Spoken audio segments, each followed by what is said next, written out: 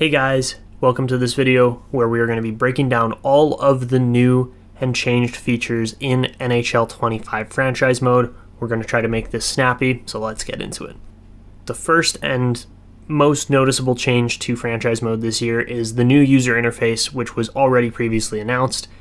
This streamlines stats for all your players. It improves the accessibility of stats, and as you can see at the top, there is even a quick access calendar button so you can flip between the calendar and the other menu really quickly. Adding on to the menu and user interface even more is league game logs. This shows you a box score for every game, so you'll be able to go back and access every single game that has happened throughout the year, which seems like a step in the right direction for something like GM Connected in the future. Adding on to this even further is there are now player game logs and split stats. This allows you to see multiple additional stats, whether that be a breakdown of home and away games for the split stats against all of the other teams. It is just so much more on the stats as what we were expecting. They also say there's a new award tab. This is essentially they've just moved the award tab to the player card now. Moving on past split stats, and we've got contract clauses. Now this is one of the biggest ones for what the community was asking for over the last year or two really at this point. So now there are no movement clauses, modified no trade clauses, full no trade clauses, and overall this leads to a new contract tab that shows up in the player card as well. This is just so much more interactive. It's engaging for your visual effect, and I think it looks really good. Moving on even further now, since we have all these new contract clauses, there's of course new contract negotiation screens. What they've done here is repurposed the conversation engine to be a little bit more detailed and make it feel like the conversations actually matter. There's many more factors that contribute to signing a player, whether that be in free agency or doing your own, contract renewals and extensions. Another feature I really liked here was the contract table length, which allows you to set a timeline for how long it's going to take that player or for you to get back to that player on sign-in versus if you're pursuing other free agents. Conversations are required for players to set up if you're going to try to trade them to a team that they have on their no-trade list. That also is another factor that you have to go through the conversation engine with.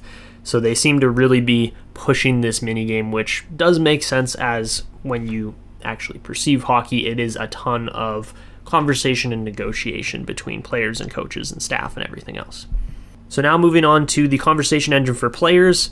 This year they added seasonal goals which influence players' development, especially younger players. If you set a goal and they achieve it, then they get the full effects and rewards from it. This is a fluid system though, so if they only score, let's say 20 out of 40 assists, they'll get half of the stats total that was available there for them to achieve. This actually plays almost like a player training screen. It's just through the conversation bar instead. You can even go through and recommend players to change their positions, which will probably be huge for computer generated players later on in franchise mode when you get those offensive defensemen that can't really skate, but they're just super skilled, like maybe put those guys on the wing rather than on your back end. These goals that you set for your players also show up in their morale screen now, which is another change. As far as the conversation engine goes for coaches, they added buffs to your team, so when you are setting your preseason system with your coach and the team, this will improve certain stats on your team and for your players.